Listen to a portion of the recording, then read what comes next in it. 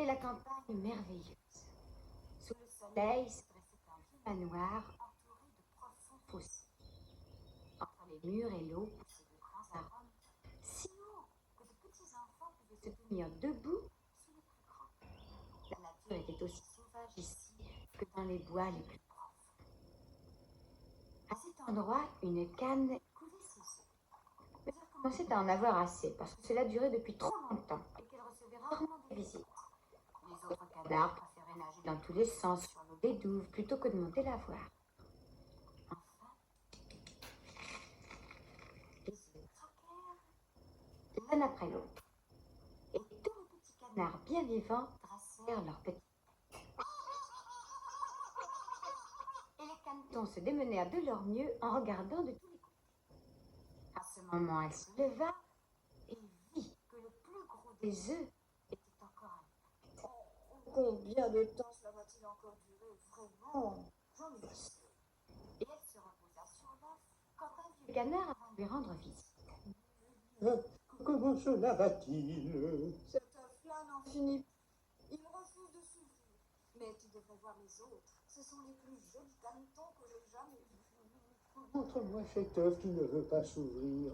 Oh, c'est un œuf de dinde, oui.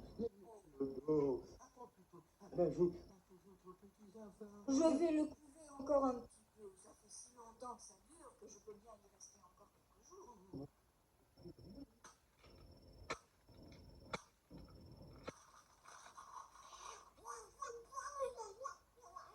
Finalement, le gros œuf s'ouvrit. Ce caneton était très grand et très vilain. La canne le regarda. Il est affreusement gros. Il ne ressemble à aucun des autres. Ce n'est sûrement pas un petit poulet d'Inde. Enfin, on verra bien. Allô, tout le monde? Allô, quand je devrais vous y jeter moi-même?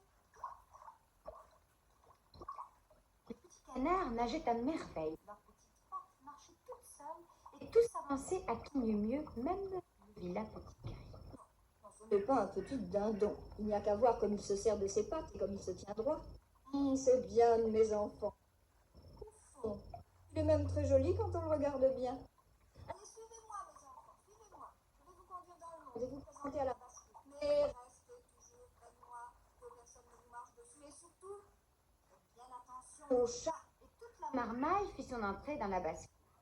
Il y résonnait un bruit affreux, car deux familles se chamaillaient à propos d'une tête d'anguille. Et c'est le chat qui finit par la voir.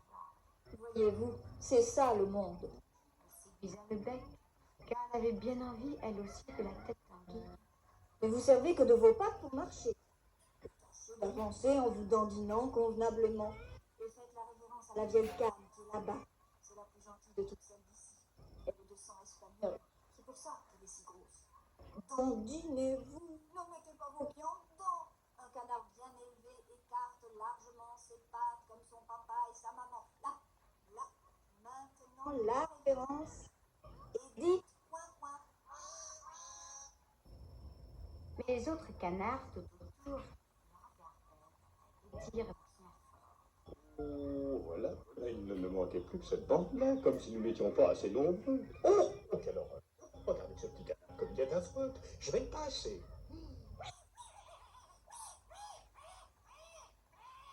Oh, mais laissez-le tranquille, il n'a fait de mal à personne. C'est bizarre qu'il méritait bien d'être bousculé un peu. Ah non, ce sont des bien jolis petits enfants que cette maman a. Oh, ils sont tous ravissants. Sauf ce petit-là qui est vraiment raté. Oh, certes, Votre Altesse, il n'est pas joli, mais il a un tempérament affectueux. Et il nage plutôt mieux que n'importe lequel des autres. Je pense qu'il deviendra plus joli en grandissant. Il est resté si longtemps dans son œuf. Évidemment, il n'est pas sorti aussi beau qu'il aurait dû. Mais je pense qu'il deviendra fort, car il se débrouille déjà bien. Et les autres sont charmants. Et maintenant, mes petits, faites comme chez vous. Ils se trouvèrent chez eux. Le pauvre petit canard qui était sorti de l'œuf dernier et qui était si vilain reçut des coups de bec, tout aussi bien des autres canards que des poules. Et le dindon qui est né avec des ergots et qui s'imagine qu'à cause de cela c'est lui l'empereur, se gonfla comme un bateau, vole dehors, marcha sur lui et enfla son jabot pendant que sa tête devenait toute rouge. Le pauvre petit canard ne savait où aller et il se sentait très triste d'être si vilain et d'être la risée de toute la basse-cour.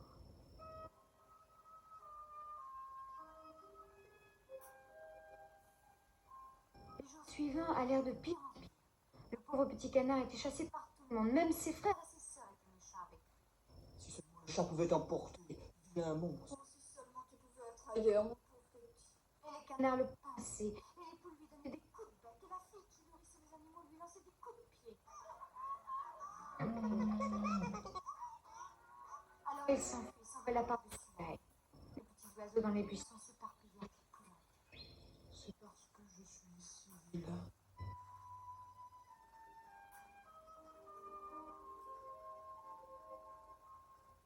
Il ferma les yeux, mais il continua à courir.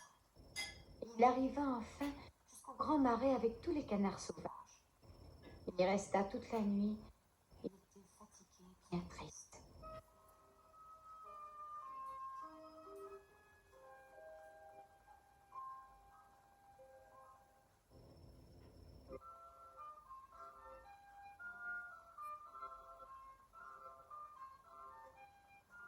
Le matin, les canards sauvages se réveillèrent et regardèrent leurs nouveaux camarades. D'où sortez? Oh, tu es vilain. Mais ça nous est complètement égal du moment que tu ne te maries pas dans notre famille. Le pauvre petit, il ne pensait vraiment pas à se marier. Il demandait tout juste la permission de rester parmi les roseaux et d'avoir le droit de boire l'eau du marais. Il resta là 2 jours entiers. Or, à l'aube du 3e jour, les chasseurs cernaient le marais, et quelques-uns même s'étaient perchés dans les branches des arbres qui s'étendaient au-dessus de l'eau. La fumée bleue montait en nuages entre les arbres sombres et se répandait au loin sur l'eau. Les chiens de chasse arrivèrent en galopant dans le marécage. Le pauvre petit canard était terrorisé. Et il resta immobile, tandis que le plomb sifflait à travers les roseaux et que les coups de feu se succédaient. À la fin du jour seulement, le calme se fit. Mais le pauvre petit n'osait pas encore bouger. Il attendit plusieurs heures avant de s'orienter et s'éloigna du marais aussi vite qu'il pouvait. Il courut par les champs et par les prairies. Il y avait un tel vent qu'il pouvait à peine avancer.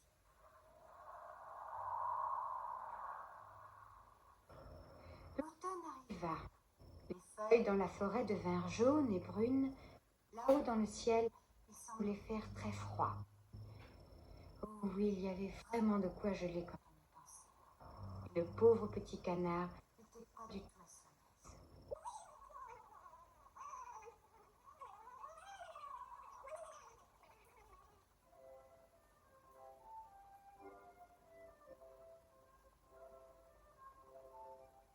Un soir, un vol de grands oiseaux surgit des buissons. Le petit canard n'en avait jamais vu d'aussi joli. Ils étaient d'un blanc éblouissant avec de longs cols gracieux. C'étaient des cygnes qui lançaient un appel singulier. Ils montèrent si haut, que cela donna au petit canard un courage très bizarre. Il se mit à tourner sur l'eau comme une toupie, tendit le cou en l'air vers eux et lança un appel si sonore et si étrange qu'il en eut peur lui-même. Il plongea tout au fond de l'eau et quand il remonta, il était tout à fait hors de lui. Qui sont ces oiseaux? Où vont-ils? Il l'ignorait, mais il les aimait pourtant comme il n'avait encore jamais aimé personne.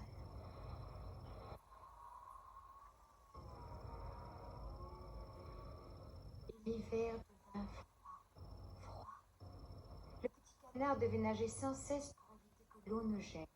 Et chaque soir, le trou dans lequel il nageait devenait de plus en plus petit. Il faisait si froid qu'il appela son frère.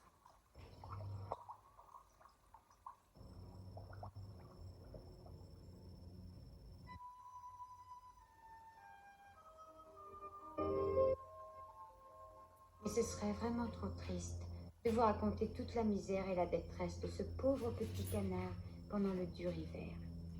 Il gisait dans le marais entre les roseaux quand le soleil se remit enfin à réchauffer l'air. Les alouettes chantèrent, le printemps était revenu. Tout à coup, il écarta ses ailes. Elles bruissaient plus fort qu'auparavant, il le soutenait mieux. Et avant même de s'en rendre compte, il se trouva dans un grand jardin où tous les pommiers étaient en fleurs et où embaumait un lilas dont les longs rameaux verts pendaient jusqu'au ruisseau sinueux. Oh, qu'il faisait beau ici et que le printemps était doux. Droit devant lui, sortant des forêts, apparurent trois beaux cygnes blancs. Ils agitèrent leurs ailes et se posèrent tout doucement sur l'eau. Le petit canard reconnut les belles bêtes et fut saisi d'une résignation singulière. Je vais voler jusqu'à vous, oiseaux royaux. Et vous me tuerez parce que j'aurais osé, moi qui suis si vilain, m'approcher de vous. Il vola jusqu'à l'eau et nagea vers les beaux cygnes. Ceux-ci le virent et se dirigèrent vers lui, les ailes bruissantes. Tuez-moi donc. Et la pauvre bête inclina sa tête jusqu'à la surface de l'eau en attendant la mort. Alors, que vit-il dans l'eau claire? Il vit se refléter sa propre image. Mais ce n'était plus celle d'un oiseau gris noirâtre, vilain et mal fait. C'était l'image d'un cygne. Et n'importe que l'on soit né dans une basse-cour lorsqu'on est sorti d'un œuf de cygne. Maintenant, il était heureux de toutes les peines, de toutes les misères qu'il avait endurées. Maintenant, il comprenait enfin son bonheur et toute cette beauté qui lui rendait son salut. Et les grands cygnes nagèrent autour de lui et le caressèrent de leur bec.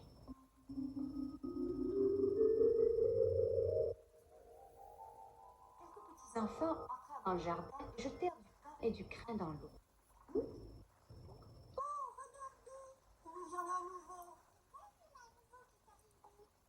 Nouveau le plus beau, si jeune et si majestueux. Et les autres cygnes s'inclinèrent devant lui. Alors, il se sentit si honteux qu'il enfonça sa tête sous son aile. Il ne se rendait même pas compte de ce qu'il ressentait. Il était très, très heureux. Mais il n'en avait pas d'orgueil, car bon cœur n'est jamais orgueilleux. Il repensa à toutes les misères et à tous les sarcasmes, et voilà que maintenant tout le monde disait qu'il était le plus beau de tous les oiseaux. Et le lilas penchait ses rameaux vers lui dans l'eau, le soleil était chaud et doux, ses plumes frémirent, son cou gracieux se releva, et du fond du cœur, il se réjouit. Jamais je n'aurais rêvé d'un tel bonheur lorsque j'étais le vilain petit